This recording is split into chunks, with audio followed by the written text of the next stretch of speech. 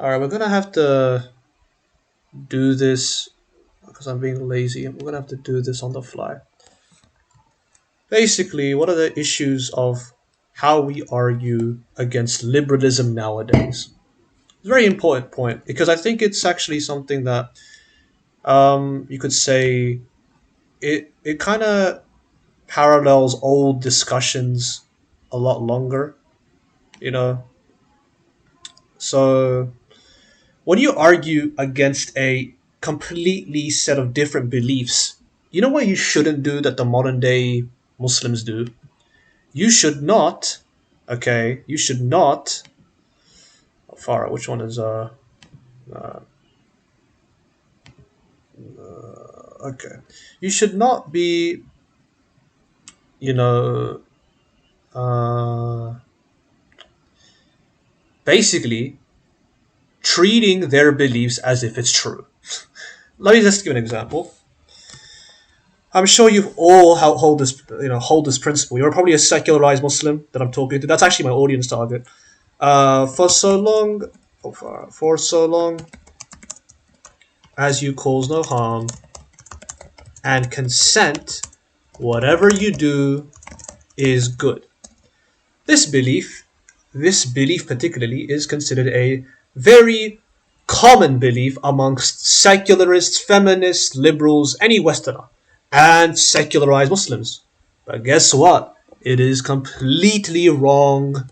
Completely wrong. This is completely incorrect. Just because it does not cause harm, and just because you could consent to the action with another person, does not make it correct. This belief permits shirk, homosexuality. Technically, it also permits stuff like suicide because this principle is about not causing harm to others and consenting with others' actions rather than self harm. That's why you have disputes amongst the groups of liberals about whether suicide is wrong or not because it's a self harm. It's like eating junk food or cigarettes or drinking alcohol. These things are self harms. They're not harms to others. So that's not a problem. Uh, what else is there? Well, technically, even gambling and stuff. Or I mean, there's so many things that are permitted because of this belief. Every kufri belief ever, as long as it doesn't harm others, every kufri belief ever, and blah blah blah. I'm not gonna. I think you guys get the point. Now, what's the problem here? What Muslims do instead of rejecting this belief, they try justifying Islam under this belief. Does that make sense? They put Islam in like a slave position and liberalism into a master position, and Islam is like a beggar that has got to beg liberalism to be pleased with it the way liberalism wants it to be pleased. Does that make sense? It's kind of as insane as doing this. It's like, let's take a racist belief, okay? Like, if you're black, you should not have the same rights. You should not have the same rights as others. Racist morality, right? I want to also show some parallels because I think that's quite useful in you always find parallels with anything. Liberal morality, racist morality, parallels, right? So you have these two beliefs here, right? You have this from liberalism, right? And you have this one from racist morality. They're both different moralities. They both have come from the minds of human beings, and both are wrong. Now, we all can find it pretty easy to reject this one because why? Well, we're not raised in a racist society. We're not conditioned by racist movies, TV shows, social media. We're not conditioned or surrounded by racist media that's moralizing racism, that's saying it's the dominant ethic. We're not surrounded in a society. If we were, like in 1800s, then we would start actually compromising to this belief because that was the case. If you look at the 1800s and whatnot, or really any time where there was racism rampant, you will find people who found it very intuitive, very rational. Just as you find this dumb belief from liberalism rational, they found this dumb belief from racism rational or moral or correct, basically. And this is the universal law. Wherever humans are, whatever belief they're raised with, doesn't matter how wrong it is, they'll find it reasonable because your your nature is very easily rewirable. Your emotions are rewirable. It's very easy to rewire a human being, basically. Like your fitra, your normal original beliefs, right? The normal original beliefs God wired in you is so easily replaceable. Look at all of mankind. Look at the divergences. Look at all the divergent groups of mankind. So many different beliefs. Each person finding whatever they're raised with as a obvious rational truth. Rational, again, I really hate vague words, so I want to always be clear. Rational just means that this is how to properly reason. This is how you should. This belief is a product, is a result of properly thinking. The problem is each group has their own ideas of what's proper thinking. The racist has this idea, the liberal has this idea. And the only reason the secular Muslim finds liberalism very, very intuitive is why? Because he's raised as a liberal. He watches liberal cartoons, he watches secular cartoons. Like, come on, think about the last time you watched a movie that said worshipping Allah alone is good and shirk is evil. That the only movies that say this are like one or two, and they're all Muslim movies, and they are like a particle in a sea compared to the movies and TV shows and cartoons and games and manhwas and mangas and so on that support secular ideas of what is to be done on this earth. You're not going to find it a common thing that Islam is in movies and that worshipping Allah alone is the message. No, you're not. You're going to find instead what? Very, liberal things that are permitted under liberalism. Oh, go on an adventure. Oh, non-mahram relationships that are so, romantic, whatever they are. Oh, about money. Oh, about greed. Oh, about, action. It's got nothing to do with Allah, worshipping Him alone, getting to Jannah, getting to avoiding hellfire. It's got nothing to do with that. It's only got to do with what? It's only got to do with basically human desires, what you want to do. How do you want to live your life? It's very liberal. So, of course, if you're raised like that your whole life and, it's glamorized through these visuals, right? Then your emotions are going to be rewired. You're going to go from a fitri belief of worshipping Allah alone is the greatest thing ever to do to then my life, my desires, what I want to do is the greatest thing I could possibly do. And for so long as I don't cause harm to others and consent, what I do is good. This is, by the way, an unproven belief. Why is that important to really emphasize? Just like how this is an unproven belief, we should not treat this as if it's special. The only reason you're treating it as if it's special is because you were raised in a liberal conditioning, a liberal upbringing. I think we should break it down more. These two, okay, are statements. All right, want to put it down here? This is one statement, okay, and this is a second statement. Okay, we'll put this for racism and liberalism. Okay, so statements are about beliefs. These two sentences are attempting to describe morality, justice, right? Morality. Right? This is what it's aiming for. It's trying to accurately describe this thing. These two, this is the same thing, okay? What is right and wrong? Now, what's the problem here? You could be entirely certain of a belief you have about justice and be completely wrong. The liberal is no exception here. We should ask him, why is it that for so long as he causes no harm,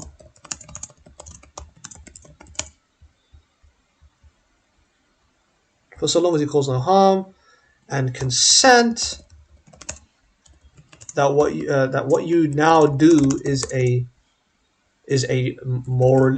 good act or morally good act. He might say because a lack of consent and harming another is evil. We can ask, why is that? They say because a lack of consent and harming others is undesirable or slash disliked. We can say, well, why would those elements or things, it being disliked and undesirable, why would they make an action evil? If like because that's what they're trying to say, right? If we're trying to break it down, so we went from you could be entirely certain of the belief you have about justice and be completely wrong. The liberals are an exception. We should ask him, why is it that for so long as you caused no harm and consent, that what you now do is good or is a good act or morally good act? He might say because a lack of consent and harming another is evil. So now he's trying to describe what he thinks is evil. So it's a bit different from the initial question where it's gone from a lack of harm and consent make an act good. So we're asking him, well, we've led him to ask, why is a lack of consent and harming another evil? He first says it just is evil. Then we ask, why is that evil? Then he says, because a lack of consent and harming others is undesirable, such dislike. So he switched this is the deeper root reason. We can then say, well, why would this undesirability and dislikeness, why would that make an action evil? And they will end up saying, it just is evil. Without further reason, without further description, or I want to say more simply, without a further, I don't like the word reason, it's too vague. Without a further reason, description, sentence needed. I think sentence is more simple. The evil is within itself. The evil is within itself. Meaning, I want to be more clear. Undesirability and dislikeness, when non-consensual, is by itself evil. They are evil itself. They are identical. They are identical to evil itself. They are evil intrinsically. Evil is a part of them. There is no further sentence required, because why they are evil is due to what they are, not because of some extra thing outside of them. I think that's the most clear I can make it. Basically, you want to think of it like a chain. Why is X evil? Because of Y. Why is Y evil? Because of Z. Why is Z evil? Z just is evil. There is no letter after Z to explain the evilness of Z. Rather, due to what Z is, it is declared evil because on its own, and does not require a further sentence to describe why it is evil. It is evil. The best analogy I can give is take God, I hope this is gonna be simpler. Take solids. Okay, I think we all learned in high school that solids at the atomic level,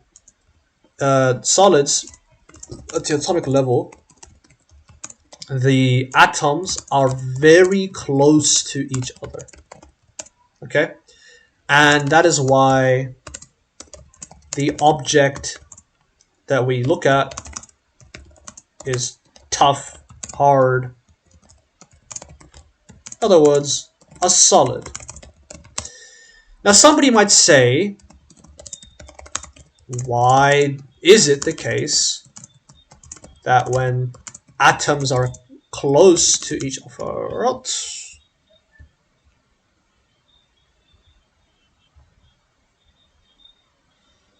I keep trying to zoom in, but okay. Why is it the case that when atoms are close to each other, that the object is a solid?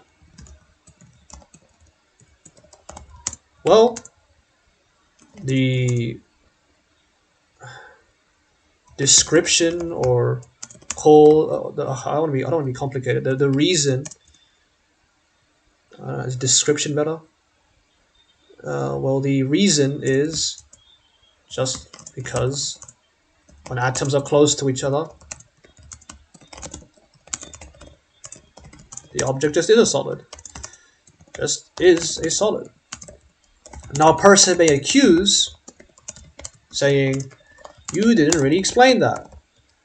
You didn't really explain why solids are a solid, why solids are solidified, solid, why solids are solids when atoms are close. I did. The issue is that there is a final explanation. Not just there's a final explanation to why it is the way it is. This goes for all things.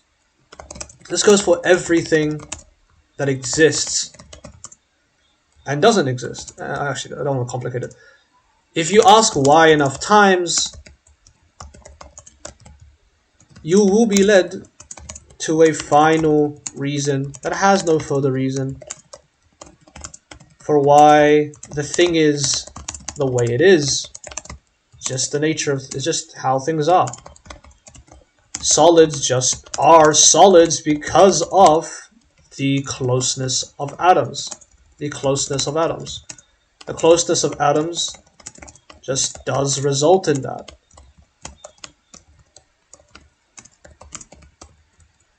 Why? It just does, due to what it is, due to its very nature, or due to how its existence is. That the closeness of atoms is identical, or results in a solid. Although result kind of makes it a bit strange. It's not as if I don't want to complicate it, but the point is here is that there is a final reason to everything, right? There's a final explanation to all these things, and you're gonna always reach that. Go take anything. Why is the book the way it is? Why is this color blue the way it is? You're going to arrive at a final reason, because humans don't need infinite reasons for why things are the way they are. They don't need an infinite number of justifications for why things are the way they are. We always come to final reasons eventually for all things. Whether the universe, whether a bottle, whether a cap, whether a person, how he exists. You don't need an infinite number of reasons to explain why it is the way it is. And eventually you will find these things called final reasons, which don't have a further reason. It's just normal. Okay, so now when it comes to that, why is that important? Because each moral system has their own final reasons. For the liberal, it is that for so long as you cause harm, for so long as you cause dislikeness / pain / harm / undesirability non-consensually, then that just is evil, and that just is evil for no further reason. For the racist, okay, his justification for racism can just be because these guys don't belong in our lands, aren't our skin color, have less, I don't know, less, actually, I'll rather just stick with this. Let's go with aren't our skin color, then it just is evil for them to be given the same opportunities as us, and that it is good to give them less rights or less opportunities. It just is good for no further reason, other than what's already been mentioned. Okay, now, other than what's already been mentioned. That's just how far mentioned. Moral system has their own. Every moral system has their own final reasons for any rule. For the liberal, for most of their rules, it is for so long as you cause dislikeness, pain, harm, undesirability, non-consensually, then that just is evil for no further reason other than what's already been mentioned. For the racist, his justification for racism can just be because these guys don't belong in our lands, aren't our skin color, then it just is evil for them to be given the same opportunities as us, and that it is good to give them less rights or less opportunities. It just is good for no further reason other than what's already been mentioned. And you'll find this with any moral system.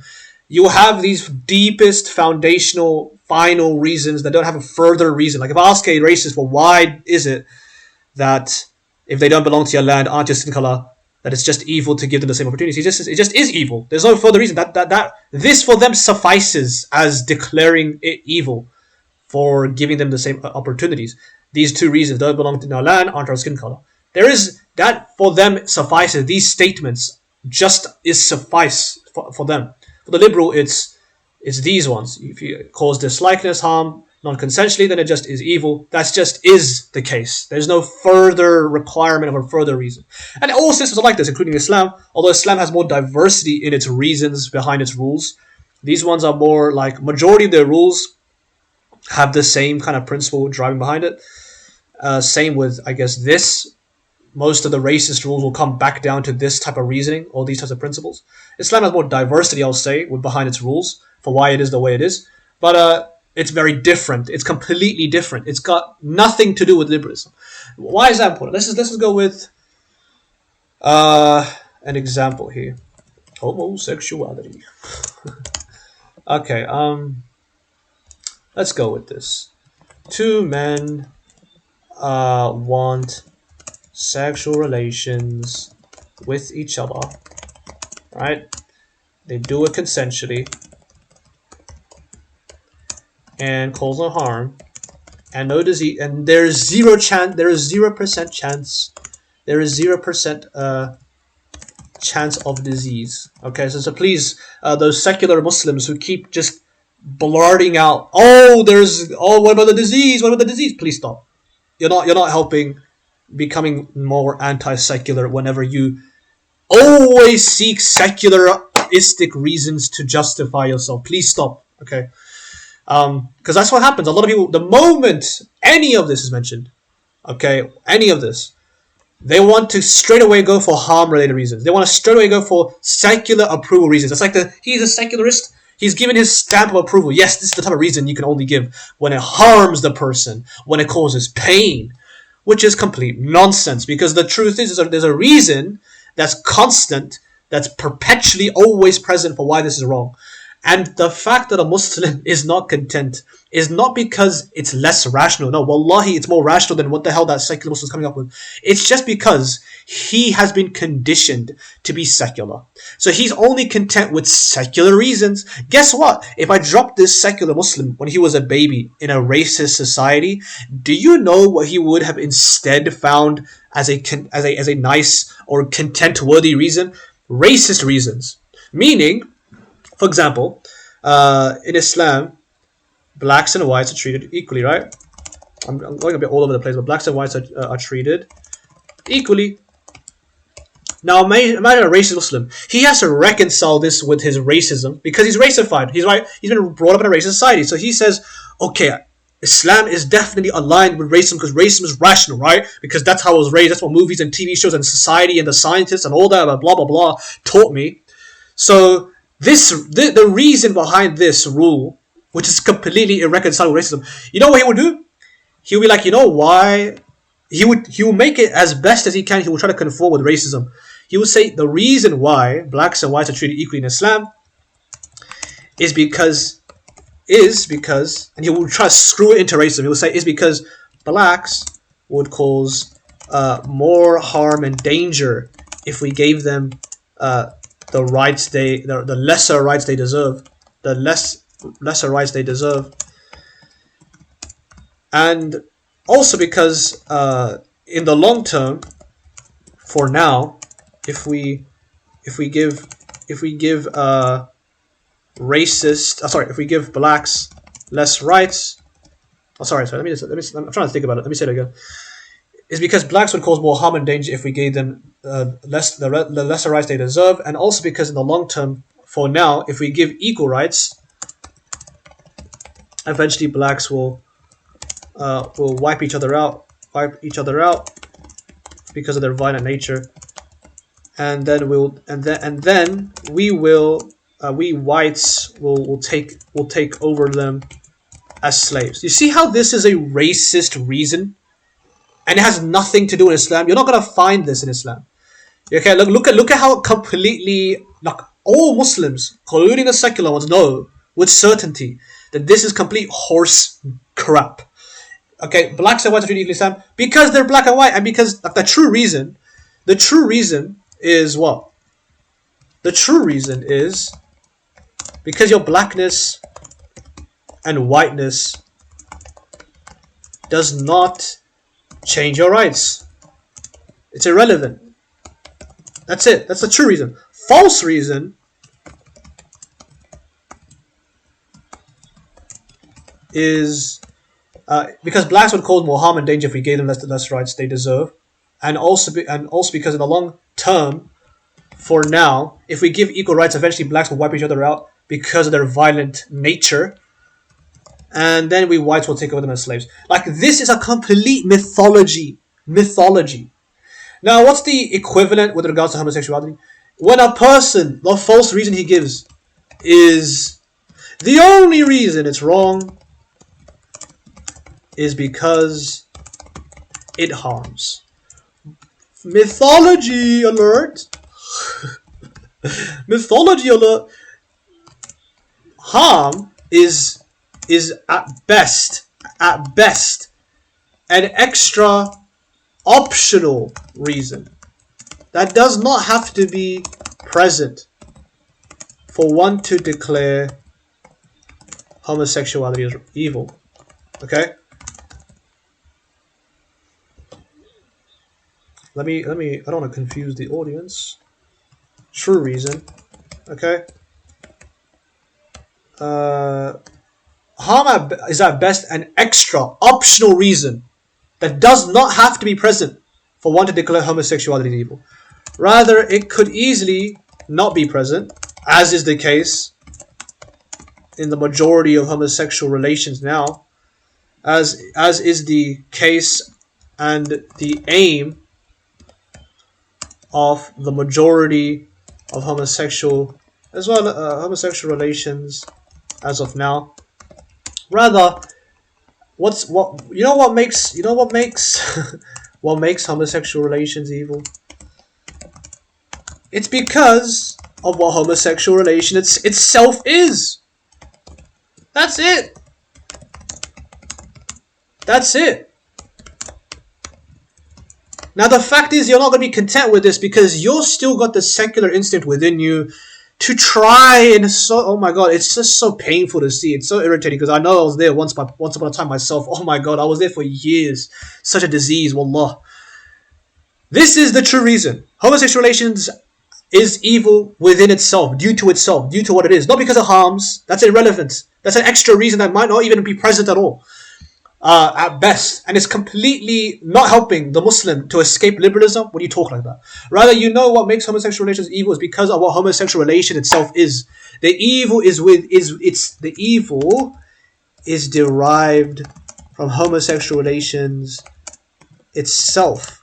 It is unbefitting. It's unbefitting due to itself, not because of harm, not because of pain, okay, not because of some suffering. No, it's simply, rationally, morally, truthfully, just that homosexual relations, the very act itself, is evil due to what it is. Due to what it is. And if you're not content with that, you know what's funny? You know how you can change that? And if you're not content with that,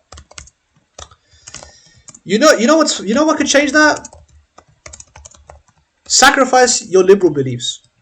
Sacrifice this liberal belief that for so long as you cause no harm, what you do is good. For so long as you cause no harm and consent, what you do is good. Now I'm gonna grill you here because I know you're there. What's your proof that this is how justice is? What's your proof? What's your proof that justice is this way? Oh, secular Muslim. What's your proof that justice is this way?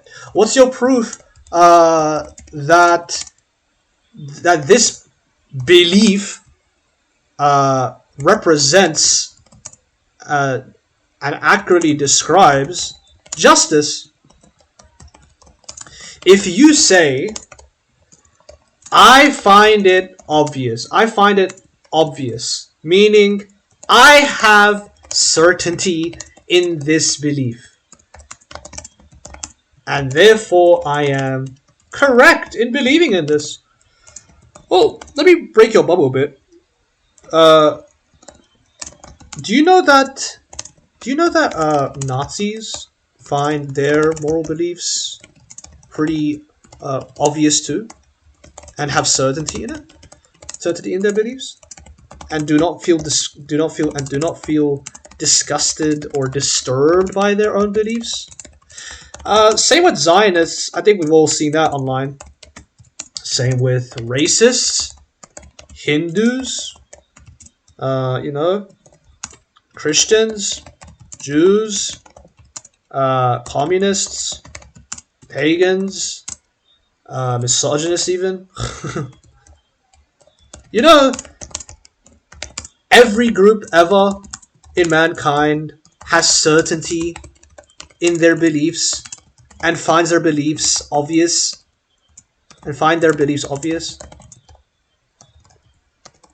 And do not feel disgusted by them. Do not feel disgusted or disturbed by their own beliefs. So if for you being certain and finding obvious your secular beliefs makes those secular moral beliefs true, then your rule is literally this. And remember, the point of rules is to guide behavior. So your rule is, if because I feel certainty and find obvious, quote unquote, my secular beliefs, therefore they are true. Okay, then every group in mankind can identically use the exact same reasons to justify themselves. They could say,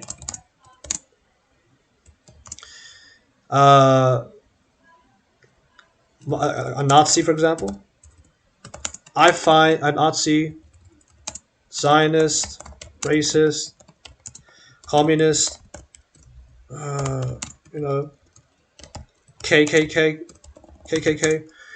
They could say, we find our beliefs obvious, have certainty in them, and feel no disturbance or disgust by them. Therefore, they are true, and they are using the exact rule you're using. So how is it? What do you have? What is it about your belief that makes it more likely to be true about how justice is compared to these uh, other beliefs? Meaning, like, how much have I talked for? 36 minutes. My God. Okay. The probability of your belief being true, your belief being correct in describing how justice is literally equal in likelihood as these other beliefs. There is no greater probability or in your beliefs being true, in your beliefs being truly reflective of how morality is than those other beliefs. What fact is on your side that makes it more likely to be the case that your beliefs on morality are true, whilst these other groups are not? There is no special fact there is no special fact favoring you that makes your ideas and beliefs about morality more likely to be true than these other groups. All of you share the same facts to justify yourselves. You all find your beliefs obvious.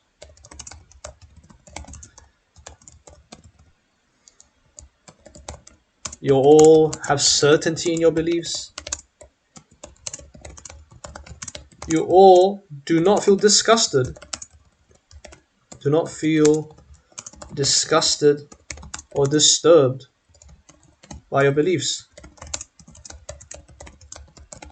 You all are able to believe what you're believing without it feeling impossible. How far up?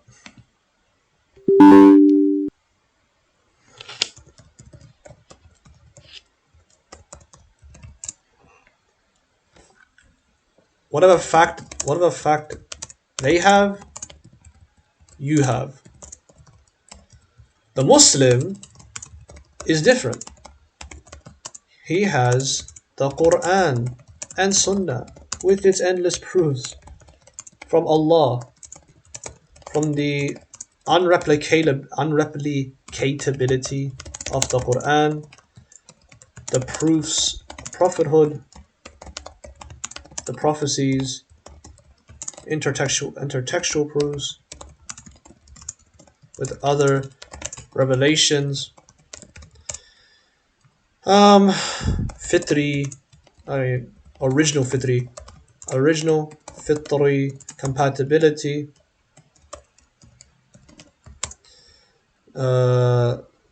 and the reliability of hadith, and many other proofs that indicate exclusively that Islam is very certainly likely to be from Allah, And because Allah knows everything, He knows what justice is, and will describe it accurately to us.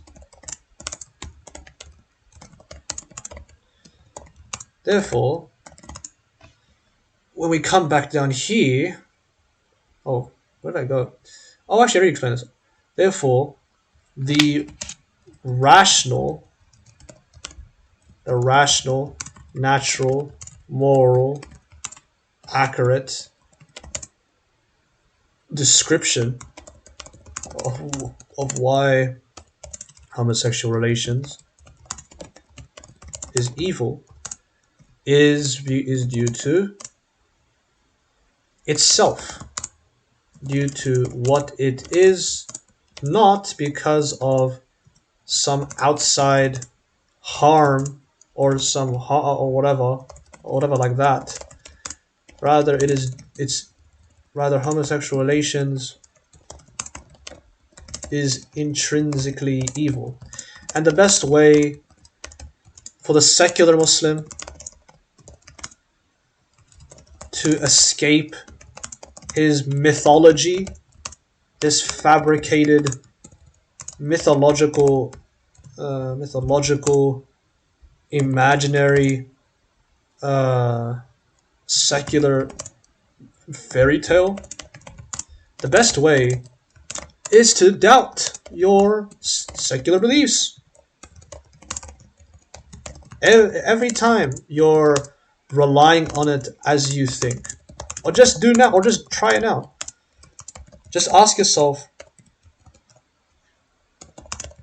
what proof do I have that the way justice is that for so long as I consent and cause no harm, that what I do is just, that's how justice is, or good. Ask yourself, where's the proof for this? Where is the proof that this statement accurately describes justice? How do I know my belief here is reliable? What is the proof of that? And you're going to have to feel a lot of this. You're going to have to go through this tunnel of this tunnel or experience of disturbance to get out of it, to get out of secularism. Because you're going to question your deepest, most cherished beliefs. This is a necessity for you to escape secularism. Feeling doubt, ironically, feeling doubt and disturbed is necessary to leave this belief system, because you have to doubt this cherished mythology that was implanted in you when you were young. I went through it. Everyone goes through it. Everyone who makes it to my side went through it. And so I ask you, O secular Muslim, disbelieve in this mythology you're upon, and keep rejecting and questioning and doubting it, and doubting this secular belief. This, which is ironic, because the secular Muslim constantly doubts Islam because of how it contradicts secularism. Yet here I am. The cure to this isn't secular approved justifications attempting to justify Islam in a corrupt way. It's actually, ironically, to doubt what you have certainty in, which is secularism. And once you do this hundreds of times, the secular instinct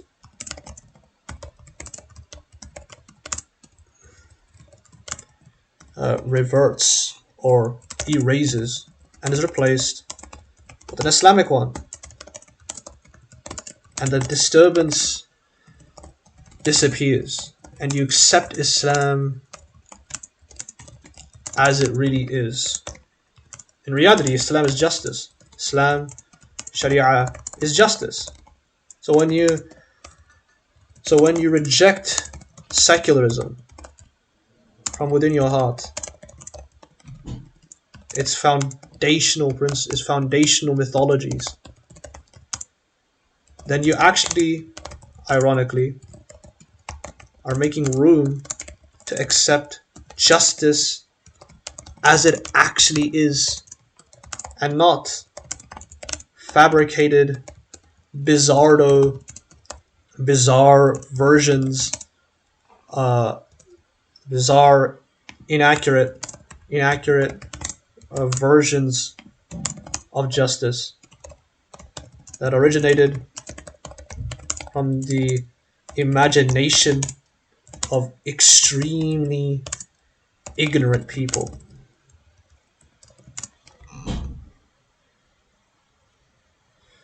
I think that can end it here. That's a lot. Okay, I said that.